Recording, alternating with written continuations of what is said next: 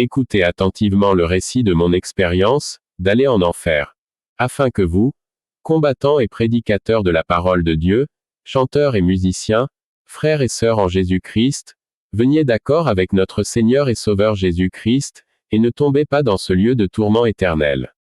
Je me suis laissé appeler serviteur du Seigneur pendant 38 ans, en travaillant pour le Conseil national des Assemblées de Dieu aux États-Unis. J'ai travaillé dur, allant et venant prêchant la parole ici et là, depuis que le Seigneur m'avait appelé au ministère. J'ai voyagé plusieurs fois au Mexique dans plusieurs États pour diriger des événements et des conférences pour des femmes. Je voyageais et devais même parfois embarquer et débarquer d'avions 3 fois par jour. J'ai pensé que Dieu était reconnaissant pour la façon dont je voyageais d'un endroit à l'autre pour porter le message. J'ai demandé au Seigneur de me montrer où je passerais mon éternité dans la demeure céleste, plusieurs fois à plusieurs reprises. Des frères et sœurs étaient venus me voir et avaient partagé leurs témoignages sur la façon dont ils avaient été enlevés au paradis et en enfer. Je suis allé à un rassemblement dans un stade et je suis rentré très tard le soir. Mon mari a dit qu'il avait faim et je lui ai dit de chercher quelque chose dans le frigo, car j'étais tellement fatigué. Je suis allé dans ma chambre et je me suis jeté sur le lit avec mes chaussures toujours en place. J'entendis soudain la porte s'ouvrir et je crus que c'était mon mari qui était entré. J'ai entendu quelqu'un s'approcher lentement du lit, puis il a parlé avec autorité. J'ai commencé à sentir que ce n'était pas mon mari. La voix m'a dit lève-toi. Je me suis levé, et il m'a dit viens avec moi, car aujourd'hui je vais te montrer où tu passeras ton éternité. Je vais te montrer ce qui se passe quand la mort vous surprend en ce moment. Alors il a attrapé ma main et nous avons commencé à descendre en bas. Cela m'a surpris car je pensais que nous monterons au ciel. Il y avait d'immenses ténèbres. Mais ce rideau de ténèbres était tiré par la lumière de la splendeur du Maître. Il m'a pris la main, je n'ai pas pu y résister. J'ai dit Seigneur, je ne veux pas aller dans cet endroit. Il était silencieux et ne m'a absolument rien dit, il a tenu mes mains fermement et nous avons continué à descendre jusqu'au cœur de la terre. Quand nous sommes arrivés au cœur de la terre, il y avait un petit cratère. J'ai commencé à entendre des cris gémissants de milliers et de millions d'âmes venant de ce puits. J'ai commencé à tenir le main du Seigneur et j'ai dit, non Seigneur, je ne peux pas aller dans cet endroit, il n'a rien dit du tout. Soudain la porte s'ouvrit complètement. Quand elle s'est ouverte, il m'a regardé et il m'a demandé, connais-tu cet endroit? Je ne supportais pas la chaleur. Je devais me rapprocher du corps du Maître, car une brise fraîche sortait de son corps. C'était rafraîchissant mais quand je le quittais un peu, je ressentis une chaleur insupportable. J'ai entendu le cri d'un milliard d'âmes. Le Seigneur a continué à me regarder et m'a demandé, connais-tu cet endroit? J'ai répondu Seigneur, je n'ai jamais vu cet endroit auparavant mais par ta parole je comprends que c'est l'enfer. Le Seigneur m'a dit que c'est certainement l'enfer. Tous ceux qui commettent des péchés, tous ceux qui commettent des torts, tout le menteur viennent ici. Tous ceux qui n'ont aucun regret et aucune repentance et ne m'ont pas comme leur sauveur viennent ici. Je me suis tu, et j'ai commencé à dire Seigneur, je ne peux pas venir ici. Le Seigneur dit, regarde cet endroit. Cet endroit t'appartient aussi. J'ai commencé à dire non Seigneur tu as tort, je suis votre servante Anna de Silva. Je te sers depuis 38 ans. 38 ans à louer, 38 ans à prêcher ta parole, 38 ans à apporter ton message dans différentes parties du monde. Tu sais combien j'ai te servi.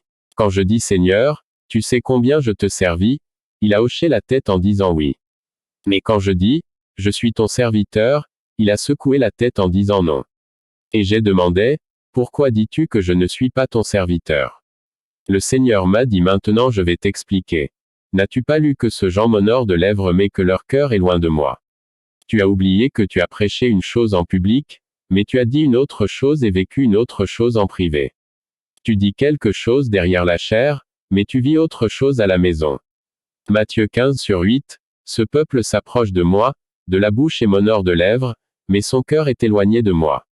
Ésaïe 29/13, le Seigneur dit, quand ce peuple s'approche de moi, il m'honore de la bouche et de lèvres, mais son cœur est éloigné de moi. Et la crainte qu'il a de moi, n'est qu'un précepte de tradition humaine. Frères et sœurs bien-aimés, nous pensons que si nous chantons dans la chorale de l'Église, nous sommes sauvés, c'est ne pas certain. Le salut inclut la sainteté. La sainteté vous fera faire la bonne chose, la chose aimante que vous soyez en public, quand les gens vous regardent ou en privé quand personne ne voit. Quand le Seigneur m'a dit cela, j'ai commencé à pleurer parce qu'il y avait des remords dans mon cœur. Je ne pouvais plus lever la tête. Pour dire je suis ton serviteur, le Seigneur a commencé à dire. Écoute, j'ai aimé la façon dont tu as prêché. J'ai aimé la façon dont tu es allé d'un endroit à l'autre en prêchant le message.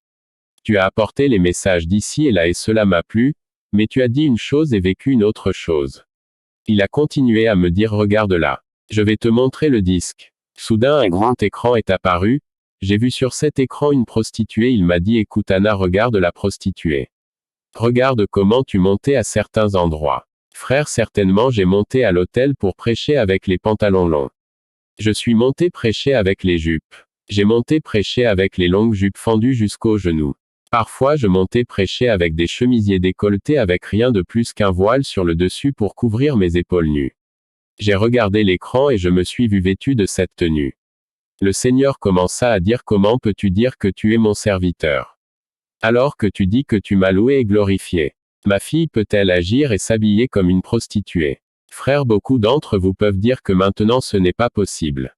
Je veux que tu écoutes bien et il n'arrêtait pas de me dire. Te souviens-tu que je t'ai donné une longue chevelure? Souviens-toi Anna, les longs cheveux bruns que je t'ai donnés, tu les as teints des différentes couleurs. Je m'étais coupé les cheveux et je les avais teints. Parfois j'avais les cheveux teints d'une couleur pendant 6 mois et d'une autre couleur pendant encore 6 mois. Je suis arrivé à l'église et mon pasteur a dit bonjour Anna, comme tes cheveux sont beaux. Je pensais que cela plaisait à mes compatriotes et aussi agréable à Dieu. La Bible nous dit que nous sommes ici pour pleurer à Dieu et non pour pleurer aux hommes. Le Seigneur a dit regarde Anna, j'envoie les vêtements à mon peuple et regarde comment mon peuple s'habille. Soudain le Seigneur a commencé à me montrer lorsqu'ils aillent dans des bars, des clubs et des lieux de rock. J'ai vu comment les jeunes filles en jupe courte et pantalons moulants se rendaient dans des boîtes des nuits et des centres de nuit. Le Seigneur m'a montré la scène sur l'écran et a dit, regarde et vois comment mon peuple fait de même lorsqu'il entre dans l'église. Regarde comment mon peuple me regarde comme des hypocrites et regarde la condition spirituelle de mon église. Mes frères, j'ai dû baisser la tête et je ne pouvais plus dire que j'étais le serviteur du Seigneur et je ne pouvais plus dire que je ne devais pas aller en enfer. Je n'avais pas plus des mots pour m'excuser auprès du Seigneur. La seule chose que j'ai fait a été de baisser la tête et j'ai commencé à avoir honte de moi.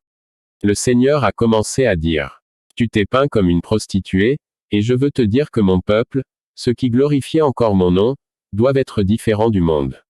Mon peuple doit être différent. À ce moment, le Seigneur a commencé à marcher dans cet endroit et près de ce cratère devant ces puits profonds que j'ai vu la fumée émettant du soufre, et je ne pouvais plus le supporter, et j'ai dû marcher à côté du maître. Le Seigneur a commencé à me montrer les flammes rouges vifs. Il n'y a pas de repos jour et nuit. Tout y est une chaleur insupportable. Il y a une température élevée, telle que si un morceau de fer tombe dans ce feu, ils fond immédiatement. C'est dans cette flamme en ce lieu que les âmes sont tourmentées. Les âmes ont crié et ont dit Seigneur aide-nous. Mais le Seigneur leur a tourné le dos comme s'ils ne le voyaient pas. Comme s'ils ne le connaissaient pas et ils continuaient à s'éloigner. J'ai vu tout cela en marchant derrière lui. Le Seigneur a dit, écoute, je vais te donner une dernière chance. Tu dois revenir en arrière et parler de ce que tu as vu ici. Peu importe s'ils n'y croient pas. Peu importe qu'ils vous retirent de leur dénomination ou qu'ils vous retirent de l'Église. Allez dire ma parole et dites-leur tout ce que je vous ai montré ici. Et proclamez le message de la repentance. Et puis le Seigneur a commencé à dire, regarde, il y a beaucoup d'âmes qui m'ont appelé Seigneur, et m'ont appelé Père. Ils étaient à l'église, ils chantaient dans la chorale, ils parlaient en langue, ils prophétisaient, ils lisaient et enseignaient la parole. Et beaucoup d'entre eux avaient des positions dans les églises. Ils ont implanté des groupes, d'églises, et maintenant ils sont ici en enfer, parce qu'ils ont vécu une vie hypocrite et rebelle devant moi. Ils ont présenté un visage dans les églises et un autre visage dans le monde. Ils sont venus et m'ont applaudi dans les églises, mais dans leur maison, ils ont crié et ont fait tant de choses illégales et maintenant ces âmes brûlent ici en enfer. Beaucoup d'entre nous croient qu'aller à l'église, ne rien de plus que chanter et sauter. Nous avons tort de dire que nous ressentons le Saint-Esprit et rien de plus. Mais je veux vous dire une chose. L'évangile de Christ prêché aujourd'hui n'est pas le véritable évangile de Christ. Des prédicateurs, de pasteurs, des évangélistes qui font de l'évangile une marchandise, ont corrompu la parole de Dieu et ont corrompu l'évangile de Christ. Ils ont déprécié et corrompu l'évangile de Christ, et ont prêché l'évangile du commerce et de la prospérité comme un vendeur de supermarché. Je vais vous dire, frères, Dieu veut que vous preniez sa parole et prononciez la parole comme Dieu le veut, et il veut que les âmes se repentent. Frère, je ne pouvais pas supporter. J'ai pleuré après lui et soudain, il a commencé à me dire. Va dire à mes serviteurs, mes bergers, mes prédicateurs, de ne pas prêcher leur propre théologie, mais ce que dit ma parole. Que les gens la croient ou l'aiment. Certains pasteurs remplacent leurs serments, lorsqu'ils voient des membres d'église qui n'aiment pas la vérité. Certains pasteurs avec seulement un peu de théologie, disent que peu importe ce que vous portez à extérieur, mais ce qui compte, c'est le cœur. Dites-leur que ma parole dit que le corps est le temple du Saint-Esprit, et que le corps doit présenter ce qui est à l'intérieur de votre cœur, et c'est la sainteté. Dites aux bergers de renvoyer le prédicateur qui demande beaucoup d'argent pour prêcher dans leurs églises. Dites aux bergers d'avoir la foi de prier pour le malade, au lieu de compter sur les évangélistes de guérison célèbres, car j'ai déjà payé le prix de leur guérison. Dites aux chanteurs et aux musiciens de ne pas piétiner mes autels, lorsqu'ils sont vêtus de façon indécente et lorsqu'ils sont dans le péché de fornication et d'adultère et qu'ils ne sont plus mes vrais serviteurs. Merci d'avoir suivi cette vidéo. N'oubliez pas de vous abonner, et de cliquer sur le bouton j'aime pour que la vidéo soit visible à d'autres personnes. Que Dieu vous bénisse.